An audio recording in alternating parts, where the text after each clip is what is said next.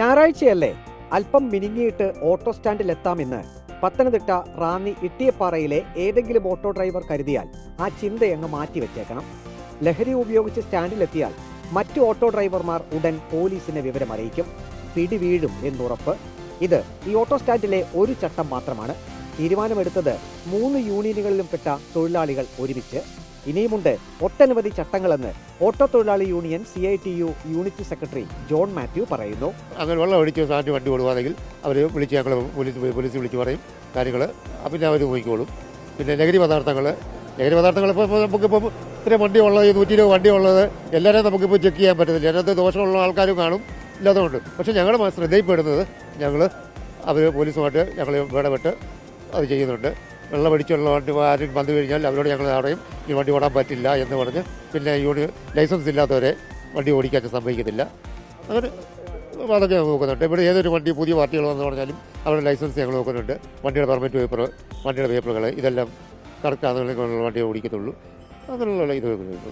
ഊഴത്തെ ചൊല്ലി പല ഓട്ടോ സ്റ്റാൻഡിലും ഡ്രൈവർമാർ തമ്മിൽ തർക്കം നടക്കാറുണ്ട്. ഇവിടെ അങ്ങനൊന്നില്ല. സ്റ്റാൻഡിൽ ആദ്യമെത്തുന്ന ഡ്രൈവർമാർ ബദാം മരത്തിലെ ഈ ബോർഡിൽ വണ്ടി നമ്പർ കുറിച്ചിടും.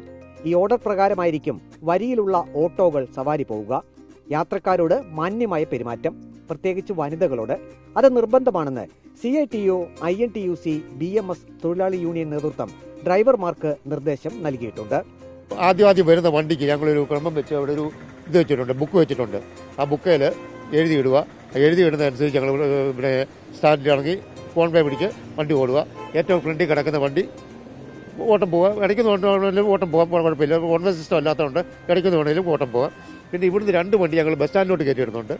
ബസ് സ്റ്റാൻഡിൽ നിന്ന് ഇറങ്ങി വരുന്ന ആൾക്കാർക്ക് അത് തടസ്സമില്ലാതെ ഓട്ടം വിളിച്ച് പോകാൻ വേണ്ടി, വെച്ചാൽ നടന്ന് പോകാനോ അല്ലെങ്കിൽ ക്ഷീണമുള്ള ആൾക്കാർക്ക് അവിടുന്ന് വിളിച്ചുകൊണ്ട് പോകാൻ വേണ്ടി 2 വണ്ടി അവിടുന്ന് 2 വണ്ടി പോകുമ്പോൾ ഇവിടുന്ന് വീണ്ടും 2 വണ്ടി കയറ്റിയിട്ട് സർവീസ് നടത്തിക്കോട്ടെ.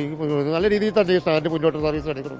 120 ഓട്ടോറിക്ഷകളാണ് റാന്നി ഇട്ടിയപ്പാറയിലെ ഈ ഓട്ടോ സ്റ്റാൻഡിലുള്ളത്. പഞ്ചായത്ത് അധികൃതരോട് ഓട്ടോ ഡ്രൈവർമാർക്ക് ഒരു അപേക്ഷ കൂടിയുണ്ട്. മഴ ശക്തമായാൽ ഓട്ടോ സ്റ്റാൻഡ് ചെളിക്കുണ്ടാകും.